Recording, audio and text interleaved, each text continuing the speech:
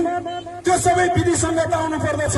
कुनै पनि भ्रष्टाचारका विरुद्धमा होस् या प्रत्यक्ष निर्वाचित कार्यकारी प्रमुखको एजेन्डा र मुद्दालाई कसैले लट्याएर फेरि एकचोटि म सत्ताको सिरपेच लगाउँछु भनेर कसैले सोच्यो भने अर्को हेलिकप्टर फेरि रेडी गरे हुन्छ। नेपाली जनताको असन्तुष्टि, नेपाली जनताको निराशा आशामा बदलिन सकेन भने अर्को कुनै शासक पनि 1 वर्ष 1.5 वर्ष 2 वर्षमा फेरि अर्को हेलिकप्टर चढेर भाग्ने दिन आउनेछ। त्यसैले म तपाईहरुलाई भन्न चाहन्छु, यो मैदानमा, यो निर्वाचन क्षेत्रमा यो झापा क्षेत्र नम्बर 5 मा एक प्रकारको अहंकार र दम्भको, एक प्रकारको प्रतिशोधको जुन साँडे जुधाइ भइरहेको छ, ती दुवै साँडेहरूलाई तह लगाएर 1 वर्षदेखि देशले भोगेको विभिन्न प्रकारका मुठभेडहरूलाई शान्तिमा बदल्नुपर्छ।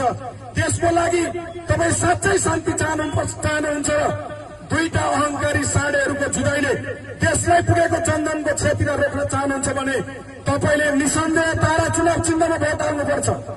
तारा चुनाव चिन्ह, यसो हुँदा विचार मिल्दैन, सिद्धान्त मिल्दैन, पार्टी झण्डा मिल्दैन।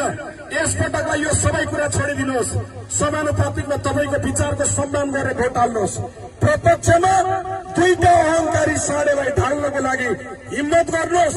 सचेत जनताले मात्रै सुन्दर देश बनाउने हो। जो जनता सचेत छैन र हाहा हुइमा निर्णय गर्छ उसले सुन्दर देशको परिकल्पना गर्न पाउँदैन, हुँदैन।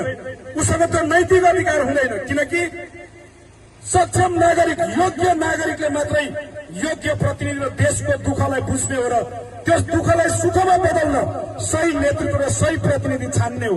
हामी सधैँ भन्छौं यो देश नेताहरूले बिगारे होइन। हामी एकचोटि छातीमा हात राखेर सोचौं, कहिले काहीँ यो देश हामी जनताहरूले पनि बिगार्यौं। हामी भ्रममा, हामी हुइममा, हामी अनेकौं प्रकारका चटकहरूमा रमायौं। अनेकौं प्रकारका चटक र जादुहरूको हामी साक्षी बसेर त्यसमा रमायौं। त्यसको बदलामा हामीले देशको दुःख, त्यसको बदलामा हामीले हाम्रा सयौं छोराछोरीहरूको भाग्य र भविष्य हामीले सड़कमा लडेको, सड़कमा रगत बगेको, घाइते भएको, अपाङ्ग भएको देखियो। तपाईहरु हेर्नुहोस्, आज जेनजी पुस्ताका एकजना अगुवाहरूले यहाँ जित्दै गरेकाहरूलाई मेरो समर्थन छ भनेको कसैले सुन्नु भएको छ? कुनै शहीद परिवारले सुन्नु भएको छ?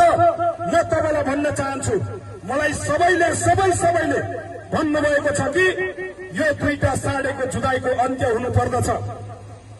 तब मात्रै नवपुस्ताहरूको शहीदको रगतले सार्थकता पाउँछ र ती आत्माहरूलाई शान्ति पाउँछ।